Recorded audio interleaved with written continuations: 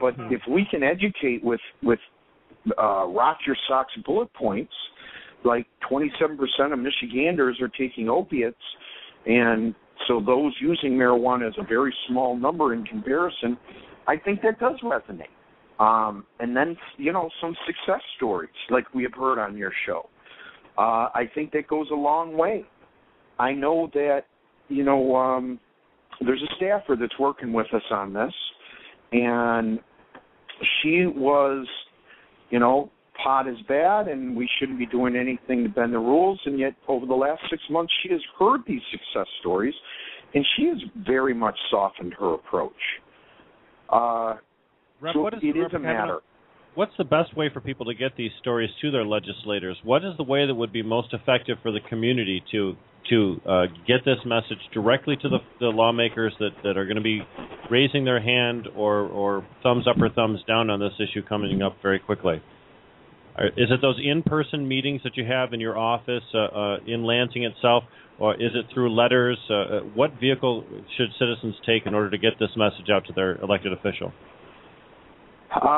Okay, let's talk very candidly. I can't remember the group, Cannabis Unite, I want to say, but they held a rally at the Capitol last year. Wait. That would be Michigan. It's okay. We just want to give credit. Where it was the Michigan Medical Marijuana Association and MAC, but they were there, and I know that they were meeting during that period of time. But go ahead. I wanted to. And I don't want to misspeak, nor do I want to cast anything, but it was noticed by a lot of legislators that it was a school day and there was a lot of kids, and it just didn't send the right message, is what I'm saying. And a huge rally with a bunch of people that, just recreationally smoke pot isn't necessarily going to convey the message.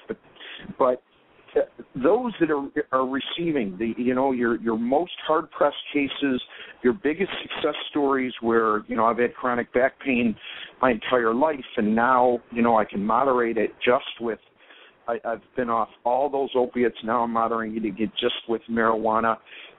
Some of those stories, talking personally to your state representative, that'll be a factor. But also knowledgeable attorneys, knowledgeable, advocates that can articulate the position very well.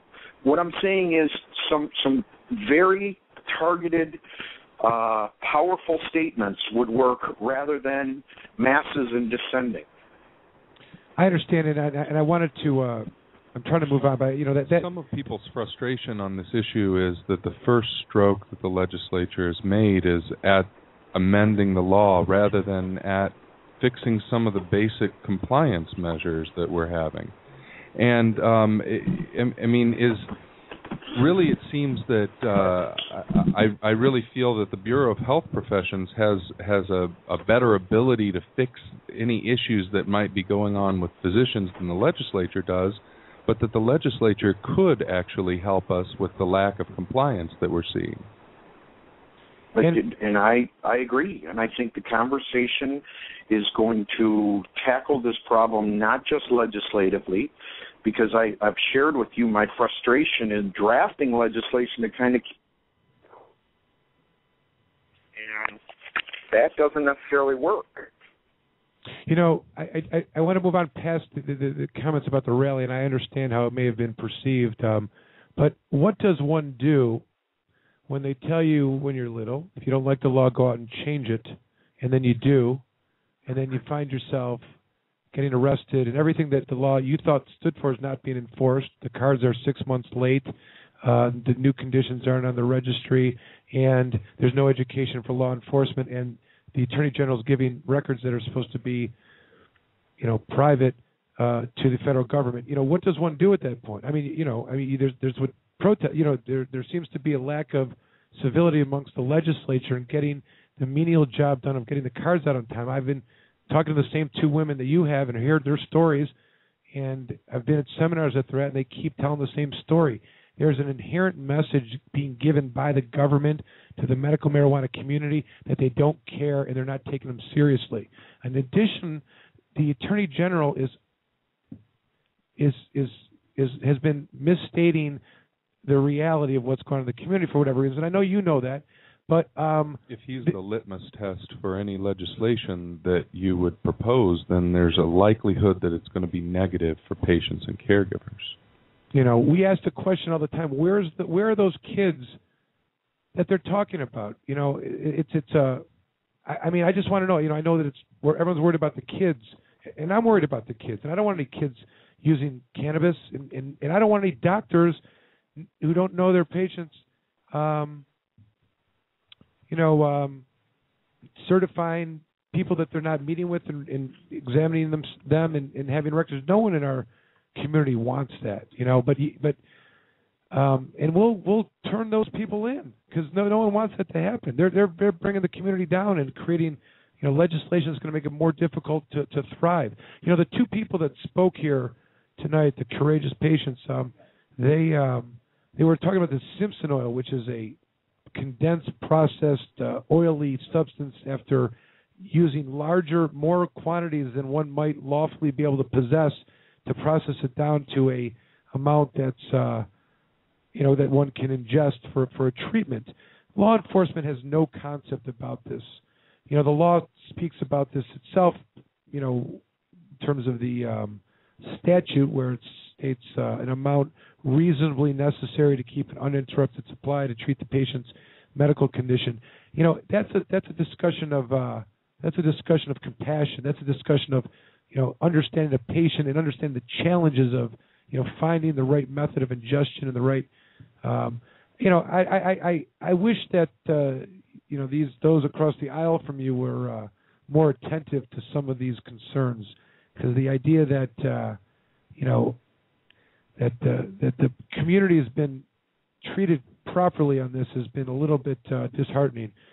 But I don't want to argue with it, and I appreciate you hearing us out on all of this. A point that I'd like to make, once again, I'm a freshman, and there's been a lot of changes in a lot of different laws this past year.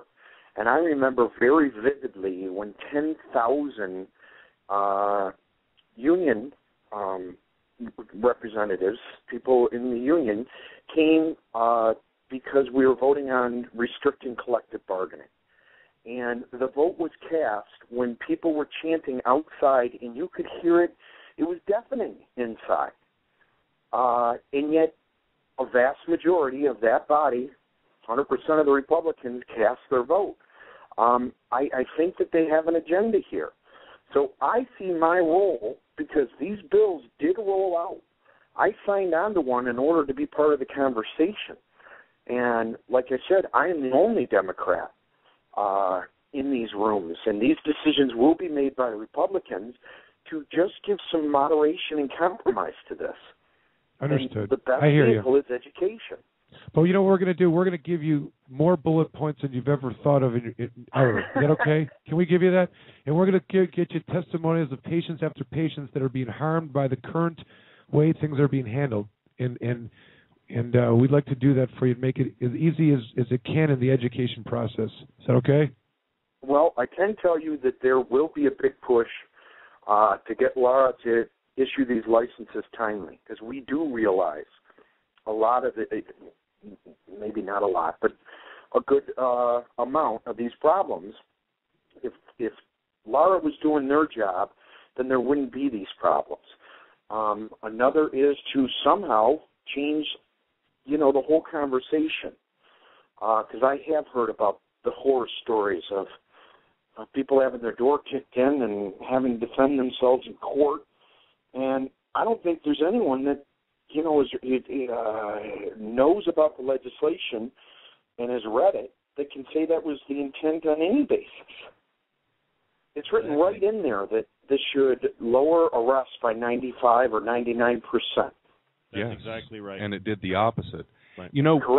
A very valuable tool, I would think, in switching the discussion to one of public health rather than public safety would be to implement the new condition boards. That immediately starts the conversation about other conditions that have been successfully treated with cannabis within the state, and it really switches it back to a medical focus by force almost. There's been a couple of hundred applications submitted, at least, that have just gone ignored. The process has not ever been implemented. As a lawyer, there, you recognize it's a complete violation of the statute itself.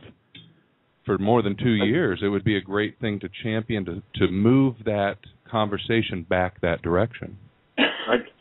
I like the strategy aspect of what you're saying, and I am very, I realize that, and I think that my counterpart, Ken Horn, does also. It is completely ignored, and there is no legal basis for it. So there will be legislative pressures on the administration to get this moving. And like I have pointed out, it's not a priority to Schneider. So if we can keep